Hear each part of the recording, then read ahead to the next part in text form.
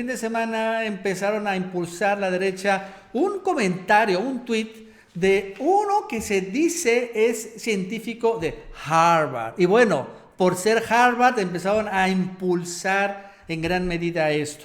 Y es el siguiente tweet, no sé si lo viste, Mauricio. Es un tweet de alguien que yo no sé quién es, honestamente. A ver, pónmelo ahí. Ahí está. Se llama Eric Fiegelding, que dice: Dios mío, estoy llorando por México. La posibilidad de más de 50%, más de la mitad de los que hacen su prueba son positivos. Incluso en los peores periodos de Nueva York, Madrid o Lombardía, nunca llegaron a 50% de positividad. México puede ir en algo sin precedentes. Esto es completamente falso. La verdad es que la positividad en Nueva York sí alcanzó estas, la verdad es que muy altas tasas. Pero aquí hay que señalar que hay muchas cosas distorsionadas y que vale la pena aclarar. La positividad efectivamente es un indicador importante para ver cómo va la pandemia, ¿no? O sea, cuántos porcentaje de la gente que hace la prueba sale positivo. Entre menos de 20% podemos decir que está controlada, no hay problema de pandemia. De 20 a 40% las cosas están fuera de control y ya 50% sí, efectivamente las cosas hay una fase intensa. Eso es lo que está señalando. En las grandes urbes precisamente ha llegado a este nivel. Sin embargo, en gran medida la positividad tiene que ver, ojo, con cuántas pruebas haces, ¿no? Es claro, si no haces pruebas o solo haces pruebas únicamente, por ejemplo, a los pacientes que están en ventilador, pues la positividad va a salir muy alta. Pero si haces, no sé, pruebas masivas, incluso a la gente que se nota que está sana o que no tiene síntomas, la positividad cae. Esto es importante en Estados Unidos, por ejemplo, allá la positividad, por ejemplo, en lugares donde hay una gran pandemia o una gran tasa alta de transmisión.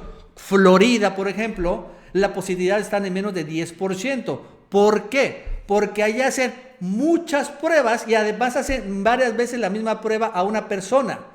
Algo así, o sea, por ejemplo, en Estados Unidos la misma persona se hace 2 pruebas, entonces solo por ese hecho se va sesgando la positividad. Eso hay que tenerlo claro. Y Florida va a ser el epicentro mundial de la pandemia. Y a pesar de que tiene 10% positividad. En cambio, por eso esas cifras hay que tomarlas con mucho cuidado. Pero claro, ahorita la derecha se agarró de este señor que no es doctor. Dice que es epidemiólogo, pero realmente es un economista. Es como Loretito, es de la salud, pero economista, Mauricio. O sea, tienen la misma, nosotros tenemos finalmente el mismo fundamento y habla de eso, pero, es que es de Harvard, no. Y lo cierto es que es un fraude porque este señor, también han sacado, aquí tengo una crónica, ¿no? A ver, pónmela, en donde sacan los fraudes y fiascos de este epidemiólogo, entre comillas, de lo que es popular en Twitter, pero que realmente es un troll. O sea, es como si fuera el tumbaburros, ¿no? Es alguien o Loretito, es alguien que, como Denise Dresser, que sí tiene una chamba en una universidad importante, pero que dice muchas mentiras. Es conocido por eso en el Twitter, ¿no? Es famoso, es un epidemiólogo, aunque realmente no es epidemiólogo, es doctor, pero que dice muchas mentiras o muchas exageraciones, en este caso, pues obviamente también una gran distorsión de la información de la positividad. Sí, expertos, ¿no? Que siempre salen a opinar, solo que es un experto que tradicional o regularmente no escuchamos porque ni siquiera habla español y ahora lo utilizan para esta estrategia, ¿no? Como saben que ya sus profesionales aquí en México están súper desprestigiados, entonces empiezan a recurrir a estas voces. Y ayer sí, o sea, es que se dedican, mira, y también, por ejemplo, si tú ves el programa de Ciro que hace casi también un recuento todas las noches de cuántos fallecidos, ¿no? Por esto de la pandemia, por lo saturado, dicen, de los hospitales y por todo, vaya que sembrando un gran temor entre la población. Bueno, eso es lo que buscan. Y luego yo veo a tanta gente en la calle y digo, vaya, ni siquiera eso hacen bien, ni siquiera pueden asustar bien a la gente, ¿no? Porque con todo lo que dicen ahí, la gente debería estar acuartelada en sus casas sin salir para nada. Entonces, eso no está sucediendo. ¿Por qué? Porque ya se dan cuenta que estos medios han manipulado, han manoseado mucho la información y en lugar de realmente preocuparse por cuidar a los ciudadanos y no necesariamente por invitarlos a salir, ¿no? O sea, no estoy diciendo que sean como Salinas Pliego, pero simple y sencillamente presentarte la realidad de las cosas como están ocurriendo, ayudarte si tienes algún problema, informarte cómo estás funcionando el sistema, si es que ya sientes algún síntoma para que sea más eficiente. Eso no lo hacen. Entonces, ahora con lo que quieren generar esto es esto, ¿no? O sea, pues sí, es que las cosas se están haciendo tan mal, que la gente se está muriendo en México. Sí, hay fallecimientos, es claro, estamos en el marco de la pandemia. También lo que quieren hacernos creer es que solo ocurre aquí. O sea, solo México tiene ese problema. Solo en México tenemos que enfrentar una mayor cantidad de fallecimientos. O sea, esto es en todo el planeta. O sea, esto era indetenible.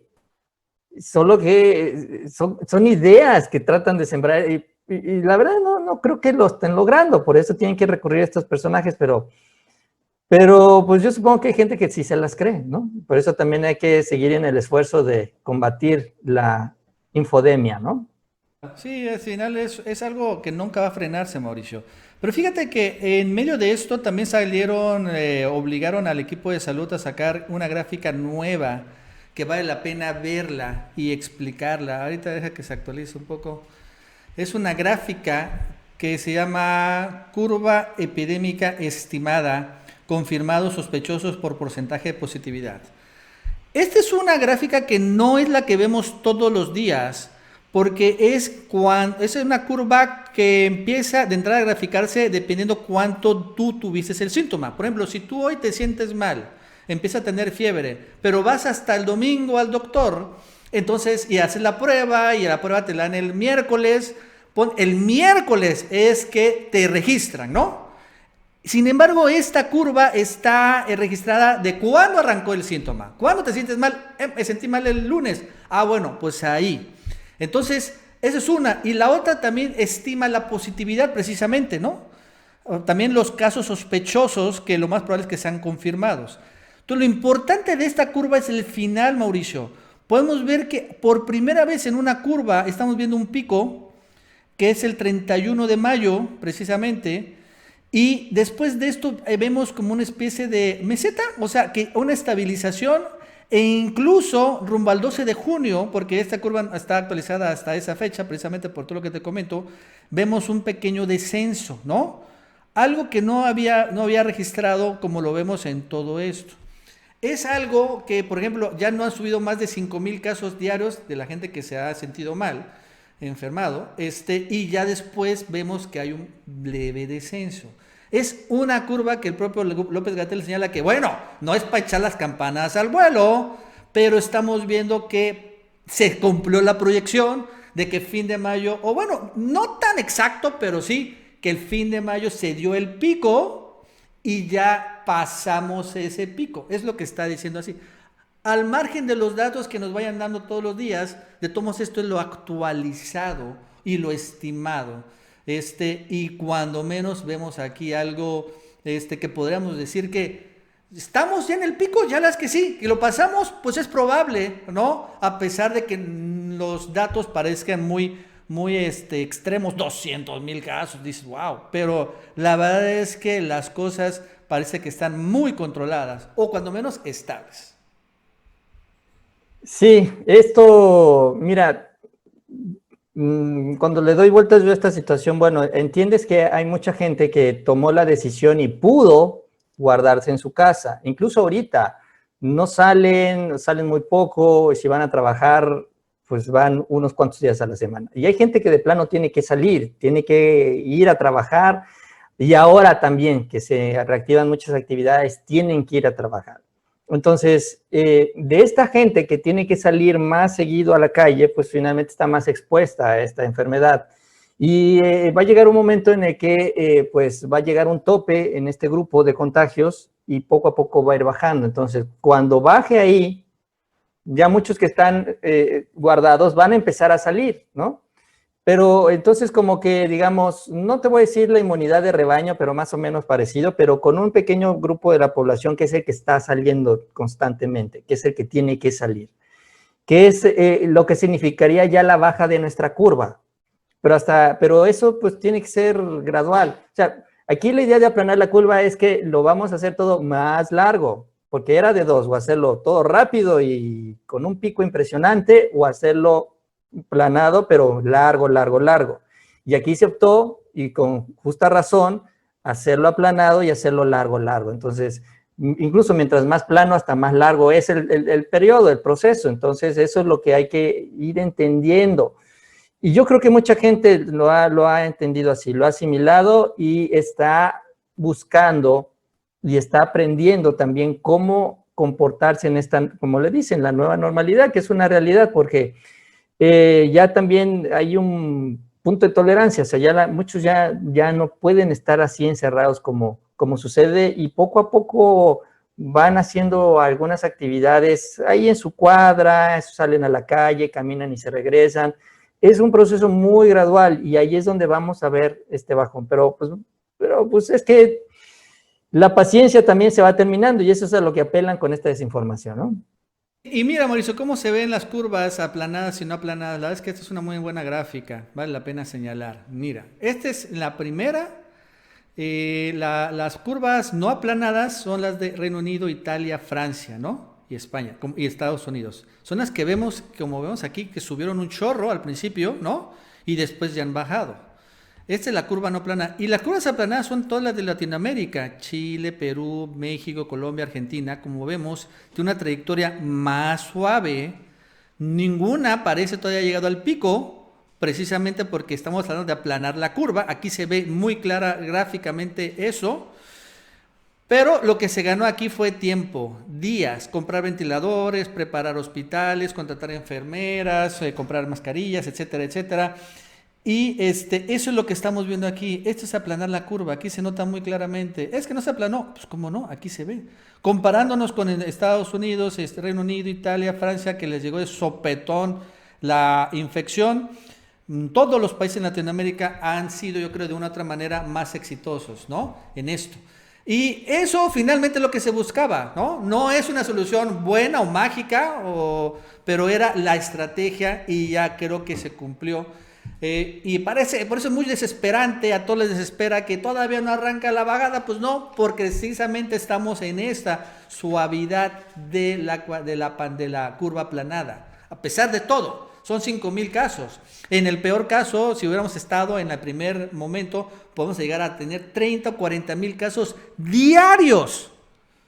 Y nada más son 5,000. Y nada más por un rato. Entonces, esto es lo que vale la pena también siempre tener la perspectiva de esto.